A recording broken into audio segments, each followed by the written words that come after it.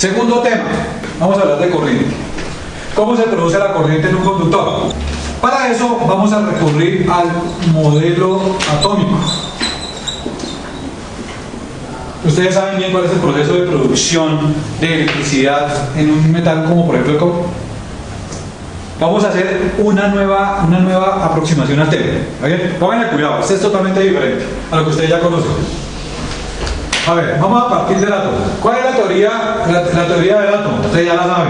Que el núcleo tiene protones, que está pegado por la fuerza fuerte y que es de naturaleza o carga positiva.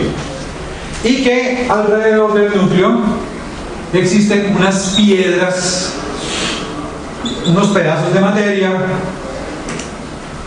que tienen carga negativa, que se llaman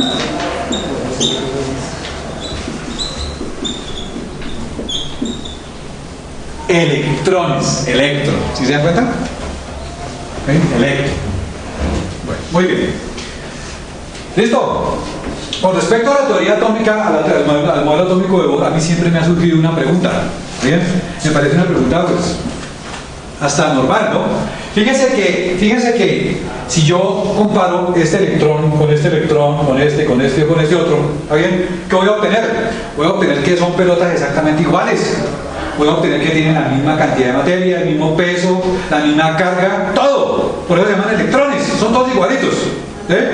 Entonces la pregunta que a mí siempre me ha saltado es si este es igual a este, igual a este, igual a este, igual a este, entonces ¿por qué están en posiciones diferentes? ¿Por qué se asume que los electrones tienen posiciones diferentes dentro del átomo? ¿Cómo?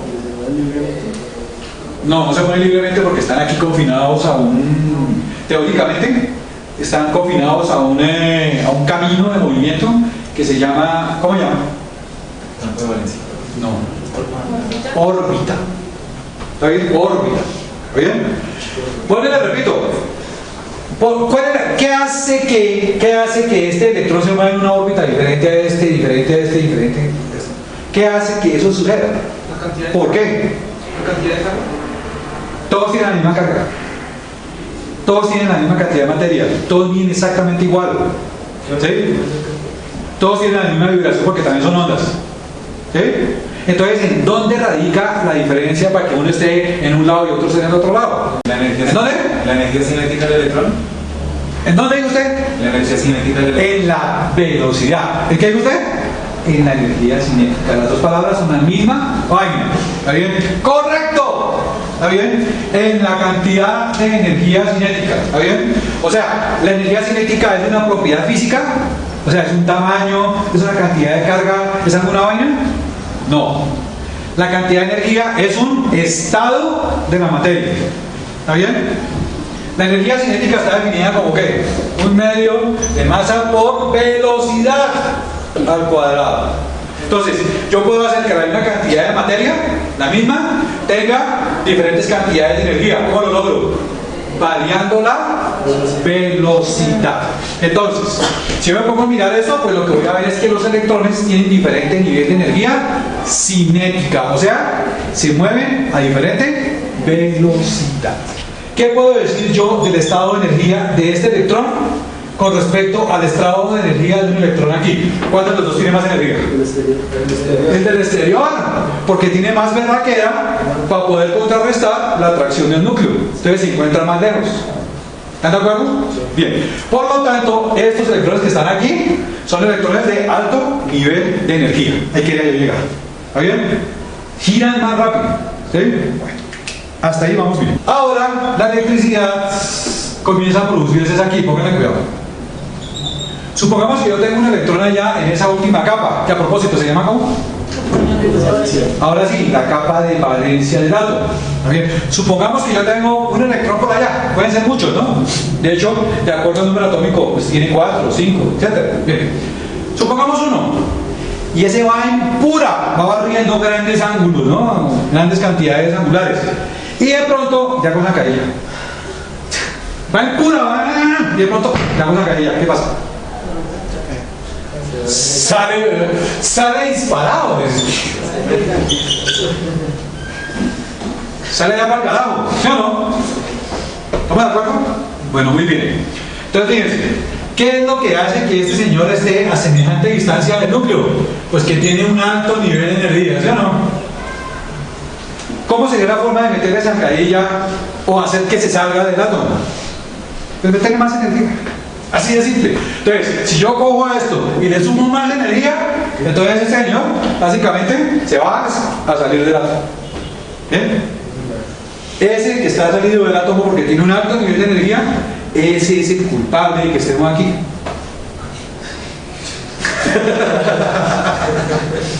No, hombre, como está por fuera de su vínculo con el átomo, le damos el nombre de electrón libre. Electrón libre. O mejor dicho, también se le conoce con el nombre de electrón de conducción. Bien. Supongamos que tengo aquí en el tablero un pedazo de cobre, mírenlo. Un alambre de cobre, mírenlo, ahí está. ¿Sí? No lo voy a colocar absolutamente nada más. Es un pedazo de cobre, ahí se acabó. ¿Bien? Ese pedazo de cobre tiene átomos.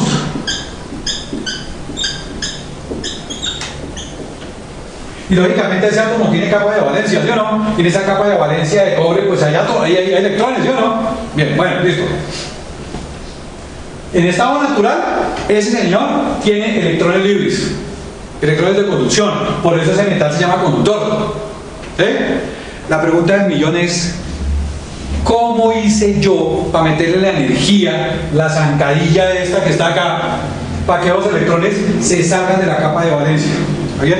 ¿Cómo hago yo para lograr ese milagro de la naturaleza? En este momento aquí estamos rodeados, ¿está bien?, de una cantidad de energía que ustedes ni se la imaginan, ¿bien?, que es la energía de la temperatura ambiente. Eso, la temperatura ambiente. ¿Qué tipo de energía es esta? Energía térmica. La temperatura ambiente, ¿en dónde se presenta? Pues en este ambiente, ¿sí o no? ¿Y este ambiente cuál es? Se llama atmósfera. Es el medio ambiente presente en ese globito que está flotando en la mitad de la nada, que se llama el universo. ¿Oigan? Ese globito se llama la Tierra, ¿recuerdan? La Tierra. Bueno, entonces vamos a pintar una Tierra por aquí. A ver, por aquí está la Tierra. Ahí está, toda azul, toda bonita.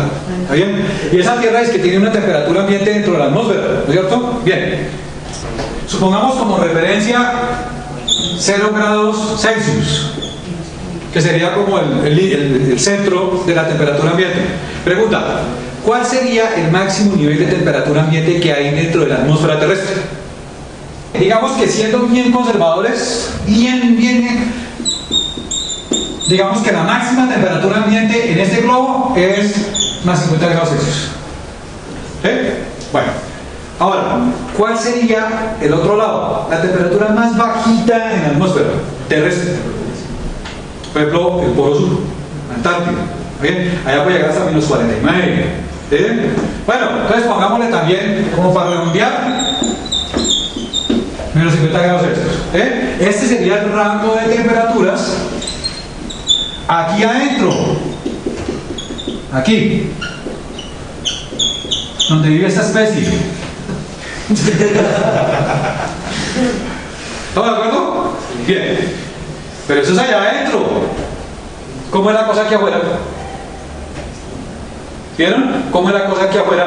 ¿Y cómo es este medio ambiente en comparación con lo que pasa aquí afuera? Entonces hablemos del universo. ¿Bien? ¿Cuál sería la temperatura más bajita del universo? La temperatura más bajita del universo es 0 grados.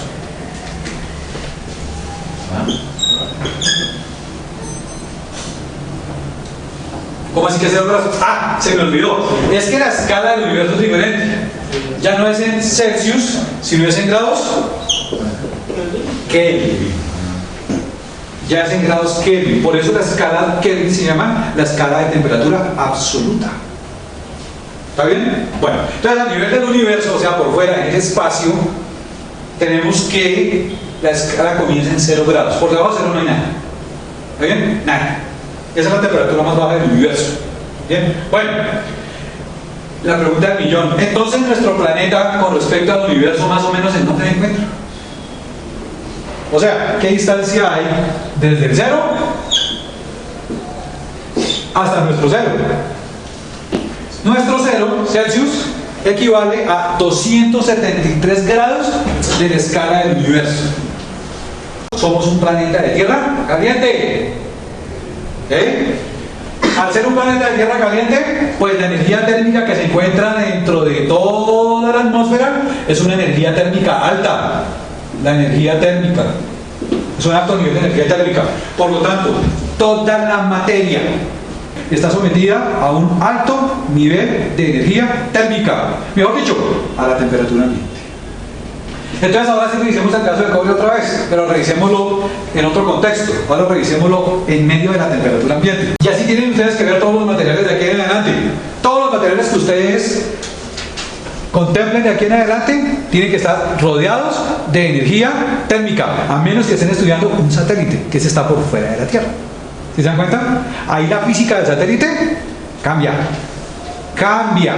¿Por qué? Porque está a otra temperatura ambiente. Bueno, entonces, ¿cómo era un pedazo de cobre? Pues era un pedazo de átomos de cobre, ¿sí o no? Si este pedazo, si esta estructura, si esa aglomeración de átomos de cobre la someto a la temperatura ambiente, ¿qué va a suceder? Pues los electrones de la capa de valencia se van a salir. ¿Estamos de acuerdo? Bien, entonces vamos a inventarnos una definición. Pedazo de materia que en presencia de temperatura ambiente permite que se salgan los electrones de la capa de valencia, que hayan electrones de conducción. ¿Cómo podríamos llamar un pedazo de materia que en presencia de temperatura ambiente permite electrones libres? ¿Cómo lo podemos llamar? Conductor. Este se llama conductor. Característica de un conductor: que en presencia de temperatura ambiente tiene electrones libres. ¿Correcto? Bien. Entonces, por contraste, por contradicción, desarrollemos la otra definición. ¿Cómo se podría llamar un pedazo de material o de materia que en temperatura ambiente no deja salir ni un electrón libre? ¿Cómo? No conductor, aislante. Las palabras son más o menos, pero es que hay una palabra que es absolutamente adecuada para este caso. ¿Está bien? La palabra aislante es la palabra popular, ¿está bien? Pero está mal empleada, porque existen materiales aislantes de la electricidad, del calor, del sonido, aislantes acústicos, ¿me entienden? Entonces no puedo aplicar aislante solamente para el caso de la electricidad. La palabra utilizada para aislar electricidad, para el caso de la electricidad, es la siguiente: dieléctrico.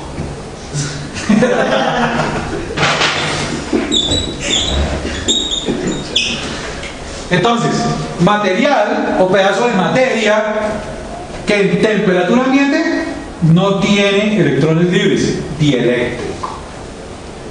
Definamos otro para molestar. Material que ni fu ni fa. ¿Cómo así? Un tercer material, otro pedazo de materia que en presencia de temperatura ambiente tiene electrones libres, pero poquitos, no muchos, no tanto como un conductor. ¿Cómo podríamos llamar a un elemento que tiene algunos electrones de conducción, algunos electrones libres, pero no muchos como en el caso de un metal? ¿Cómo se podría llamar? Semiconductor. La física de los materiales dentro de la superficie terrestre, dentro de la atmósfera terrestre, no es la misma que en el espacio. Por eso construir un satélite de comunicaciones es diferente a hacer un amplificador en un protoboard. Es totalmente diferente. Bueno, listo. Entonces ahora me voy a restringir solamente a explicar cómo funciona el pedazo de metal. ¿Okay? Bueno, entonces estábamos en que el pedazo de metal, o sea, el tubo ese de cobre, ¿qué es lo que tiene por dentro? Átomos de cobre, ¿sí o no? Bien, entonces pongamos un poco de átomos de cobre. Ahí, átomos de cobre. Ahí, ya. ¿Ustedes tienen que hacer? No es solamente que tenga átomos de cobre, ¿está bien? Sino que están ordenados, están estructurados de una manera especial. Ahí viene la clave del metal, del elemento conductor. No es solo que tenga átomos de cobre, ¿está bien? Sino que los tiene organizados de una manera muy particular, muy especial.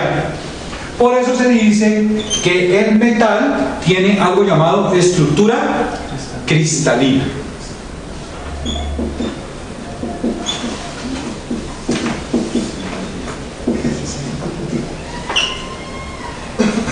¿A qué se refiere con estructura cristalina? ¿Se refiere a que el metal es quebradizo como un cristal? No, porque el metal es durísimo. Con un pedazo de acero ahí rompiendo. ¿Sí? No. Cristalina, con es cristalina se refiere, yo me quiero referir a lo siguiente, a que cuando estudiaron la estructura de los materiales, de los primeros materiales que estudiaron, porque eran más fáciles, porque eran translúcidos, eran transparentes, era ¿cuáles? Los cristales. ¿Está bien? Entonces, cuando se pusieron a estudiar por métodos de difracción la estructura de los cristales, ¿qué descubrieron? Que los átomos del cristal estaban totalmente ordenados. ¿Está bien? Entonces, cuando yo hablo de estructura cristalina, quiere decir que tiene un orden, un espaciamiento regular. ¿Bien? O sea, están localizados a distancias que son específicas unos átomos de los otros. O sea, no están tirados simplemente ahí como un mar de átomos y se acabó. ¿Sí? Entonces, cuando digo estructura cristalina, básicamente lo que quiero decir es que es una estructura ordenada. ¿Está bien? Que hay una estructura, que hay una distribución de átomos regular. ¿Listo? Eso es lo que quiero decir. Bueno, voy a pintarles aquí un cubo de cobre. Entonces, si yo pudiera pintar un cubo de cobre, la cosa más o menos sería así. Algo así. ¿Estamos de acuerdo? Fíjense, si yo pudiera representar un cubito de cobre, ¿qué vería? Yo vería los átomos de cobre, pero los vería todos con un orden estricto. Con un orden estricto. Este orden es lo mismo que se presenta en los cristales. Por lo tanto, el hecho de que la estructura atómica de un pedazo de metal corresponda a una estructura organizada, ¿bien? Se representa o se dice que tiene una estructura cristalina. Con cristalina quiero decir ordenada. ¿Estamos de acuerdo?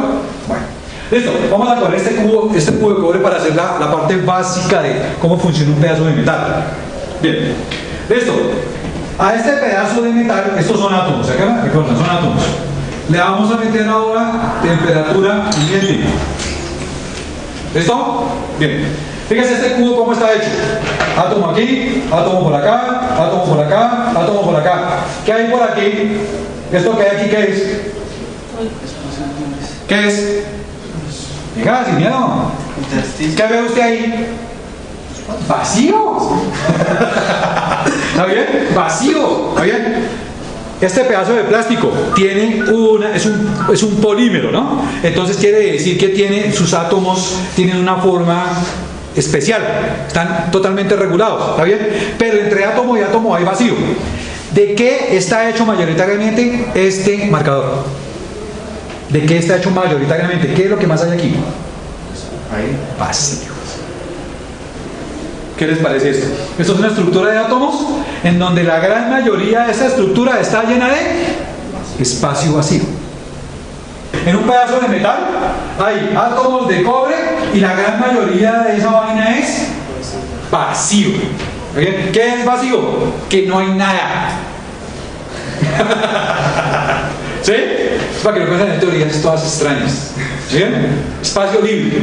Bueno, apliquemos la temperatura ambiente a todos los átomos de cobre. ¿Qué va a suceder cuando le aplico la temperatura ambiente? ¿Los electrones de valencia qué hacen? Entonces, se sale un electrón de valencia, se sale otro, se sale otro, se sale otro. Se salen todos los electrones de valencia, ¿se llaman? Ya, se salieron. ¿Sí? Bueno, ¿por qué van a dar allá? Porque hay vacío. ¿Está bien? Porque hay vacío. Entonces en el vacío ellos pueden llegar y meterse al vacío. ¿Está bien? ¿Cuántos electrones caben ahí? Pues muchísimo, porque eso está vacío. Los electrones son chiquiticos. ¿Sí? Entonces ellos llegan a ocupar ese espacio que hay entre átomos, ese vacío que hay entre átomos. Bueno, muy bien. Listo. Fíjense una cosa, cuando eso pasa, cuando el átomo libera electrón de valencia, a ese átomo le pasa una cosa muy especial. ¿Cuál es? La teoría atómica dice que el átomo es neutro. Ahora sí, el que me dijo que los electrones balanceaban el núcleo. ¿Bien? ¿Qué quiero decir con que es neutro? En todos los átomos en estado natural, la cantidad de carga positiva acá, o sea, la cantidad de protones, es exactamente igual a la cantidad de electrones. Entonces, por lo tanto, más 45 y alrededor menos 45, por poner algún ejemplo, ¿cuánto da? Cero. ¿Cuál es la carga neta de un átomo en estado natural? Cero. O sea, los átomos en estado natural son neutros. ¿Estamos de acuerdo? Eso es lo que es la teoría atómica. Bien, este átomo que está aquí, sometido ya a temperatura ambiente, ¿es neutro? No. ¿Por qué? Porque ya le salieron electrones de valencia. Entonces por aquí tengo un electrón de valencia que pertenecía a este, por lo tanto este ya tiene por lo menos más que, por lo menos tiene más un protón de ventaja, ¿sí o no? Entonces, en todos estos átomos que forman la estructura cristalina, ¿sí o no? Todos esos átomos, por el hecho de estar a temperatura ambiente, van a tener electrones por fuera. ¿Cuál es la carga neta de cada uno de estos átomos? ¿Positiva o negativa? Positiva, porque va a haber más protones en el núcleo que átomos en la periferia. Aquí por lo menos le falta un electrón de valencia. Ya eso hace que todo el átomo sea positivo. Por lo tanto, estos átomos que están aquí clavados, que están fijos, que forman parte de la estructura del metal, tienen como carga un valor positivo. Son de carga positiva. ¿Correcto? Ya esa acción de haberle quitado un electrón, de haber perdido un electrón de valencia, de haber tomado un valor específico de carga, en este caso positiva, ¿está bien? Se le conoce con un nombre. ¿Cómo se llama a eso de perder carga y de perder un electrón y tomar un valor definido de carga? Se le llama ionización. Por lo tanto, este átomo ya pasó de ser simplemente un átomo a convertirse en ¿qué? En un ion, ¿de qué tipo? Positivo. ¿Correcto? Entonces, el metal normalmente está formado por una estructura de átomos incompletos. Normalmente. Mejor dicho, el metal está formado por una estructura de iones positivos. ¿Estamos de acuerdo? Listo. Y los electrones libres están aquí volando. ¿Oye? ¿En qué estado están? Solo por curiosidad. Por ejemplo, si un electrón de estos llega y se queda quieto, ¿oye? ¿Eso a qué equivaldría? ¿Quedarse quieto a qué equivale? A ver, quedarse quieto, ¿a qué equivale?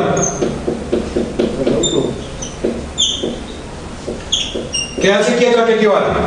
sin energía. A que pierda totalmente su energía, ¿no es cierto? Y si pierde totalmente su energía, ¿qué hace el átomo? Lo chupa, ¿sí o no? Entonces, para que él permanezca en su estado de libre, ¿está bien? Necesariamente tiene que permanecer en un estado para que no sea capturado por el átomo. ¿Cuál es el estado que debe permanecer? En movimiento, papá. Debe estarse moviendo a toda hora, ¿está bien? Listo. Entonces, el átomo, el electrón no solamente es libre, sino tiene que estarse moviendo a toda hora. Correcto. Tiene que estar en movimiento continuo. Movimiento continuo. Ese movimiento continuo le da la suficiente energía cinética para mantenerlo libre. ¿Estamos de acuerdo? Es el que lo mantiene libre. Bueno, bien, correcto. ¿Hacia dónde se mueve el electrón? Tiene un movimiento. ¿Hacia dónde es? Ustedes dentro de una estructura atómica, ¿ustedes sí creen que pueden saber hacia dónde se mueve un electrón?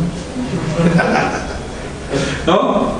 A ver, traten de predecir hacia dónde se mueve. ¿Saben hacia dónde? Hacia donde le da la gana. ¿Está bien? Sí, porque repentinamente se encuentra con otro por acá y los dos se repelen, entonces coge camino por otro lado. Pero de pronto se encuentra con este y se repelen, entonces coge por otro lado. ¿Sí o no? Y de pronto le acerca mucho un átomo, ¿está bien? No tiene mucha energía, entonces lo rechaza y sigue. ¿Está bien? ¿Hacia dónde mueve un electrón? Defínanme. ¿Ustedes creen que hay alguna manera de definir hacia dónde mueve? Aleatorio.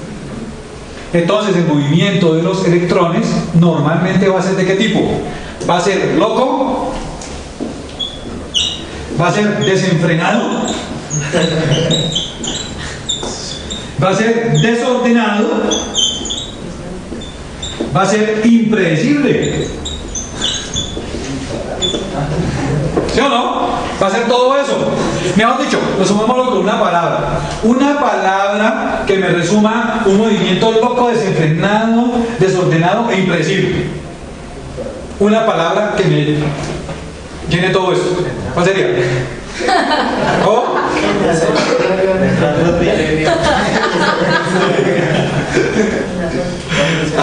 A ver, palabra que me resuma todo esto.